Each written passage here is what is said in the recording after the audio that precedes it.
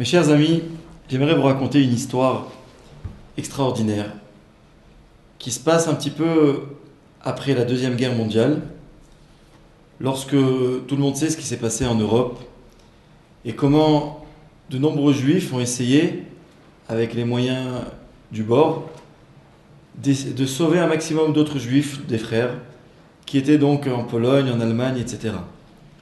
Et on raconte qu'il y avait plusieurs organisations de sauvetage, notamment qui essayaient de récupérer des enfants dont les parents malheureusement avaient été déportés, des enfants juifs, et de les sortir d'Allemagne, de Pologne, de Hongrie, de tous ces pays d'Europe de l'Est, et de les conduire en bateau, en général en Angleterre.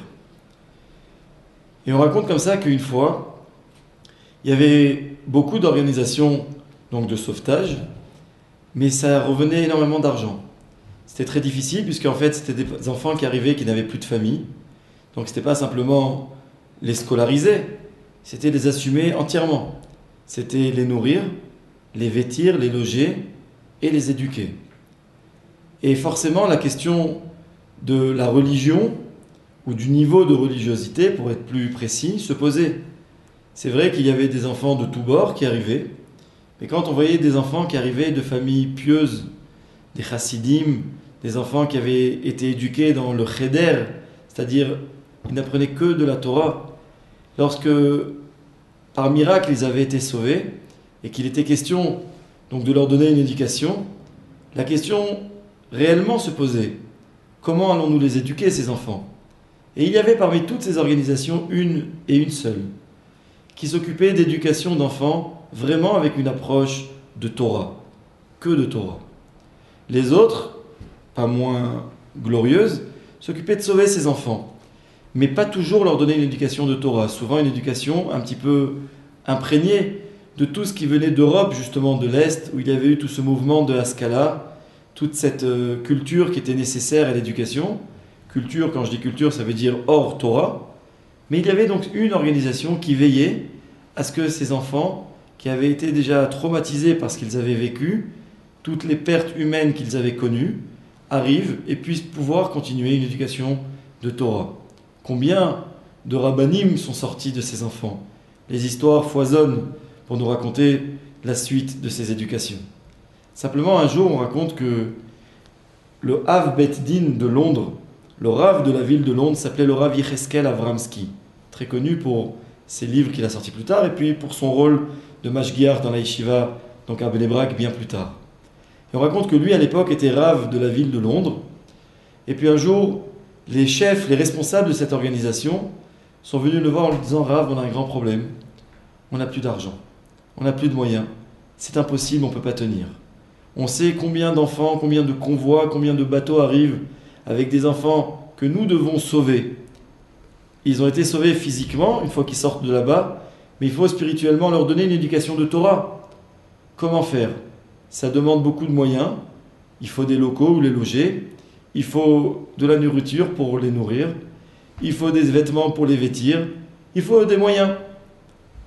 Et donc ils ont une longue réunion, le Rav avec tous ses responsables, et puis ils ont beau éplucher leur liste de donateurs, ils ont beau réfléchir et re-réfléchir, le Rav à un moment leur demande: mais êtes-vous sûr qu'on n'a oublié personne? Vous ne pensez pas à quelqu'un qu'on pourrait aller solliciter? Et puis l'une des personnes présentes dit: oui Rav, il y a un homme qui habite ici dans un petit faubourg de Londres, qui est immensément riche, mais qui est loin de tout ce qui est sensible à la Torah.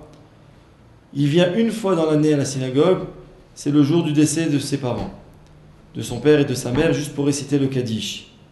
Mais de là à aider une institution de Torah religieuse, vous n'y pensez pas. Le Rav dit: on ne peut pas s'avouer vaincu avant d'avoir tenté. Laissez-moi, je vais aller le voir.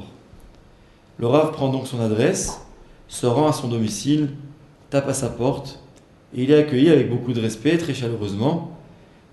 L'homme est honoré de voir le Rav de la ville qui vient lui rendre visite. Puis lorsqu'il faut arriver au sujet qui fâche, le Rav lui dit: vous savez que on a absolument besoin de votre aide.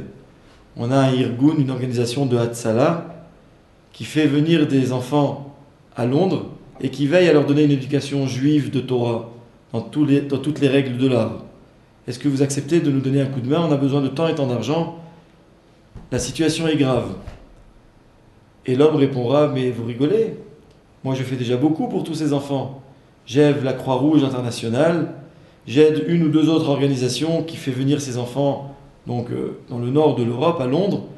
Mais plus que ça, pour moi, une fois qu'ils sont sauvés, ils sont sauvés. Torah, c'est moins important. Il y a déjà de grandes organisations qui veillent à tout ça. Et le Rav essaye d'insister en lui expliquant combien c'est important de leur apporter à ces enfants de la Torah.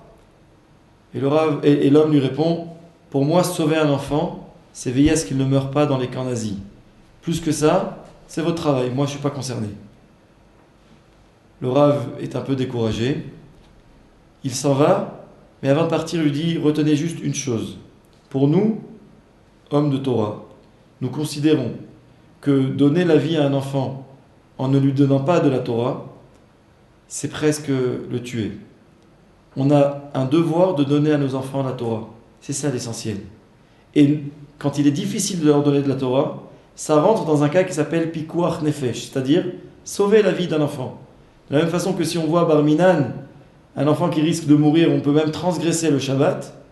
Si on voit un enfant qui ne va pas être dans la Torah, toute la Torah n'a pas de sens. Et le Rav s'en va. L'homme n'a pas bougé d'un centimètre, il reste sur ses positions, et il n'aide pas le Rav, et donc pas cette organisation. Jusqu'au vendredi soir d'après. C'est-à-dire que quelques jours plus tard, cet homme qui est loin de la Torah se retrouve vendredi soir, il est 10, 11 heures du soir, il a mangé, il va pas tarder à se coucher, et puis d'un coup le téléphone sonne. Tiens, qui c'est qui peut m'appeler si tard?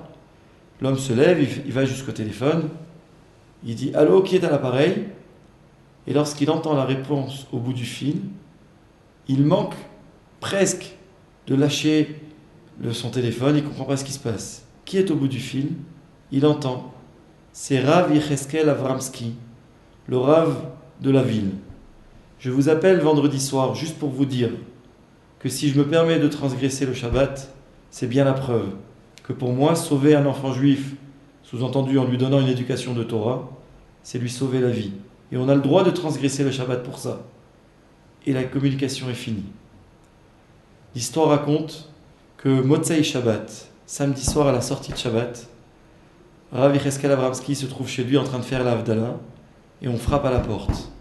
Qui est derrière la porte?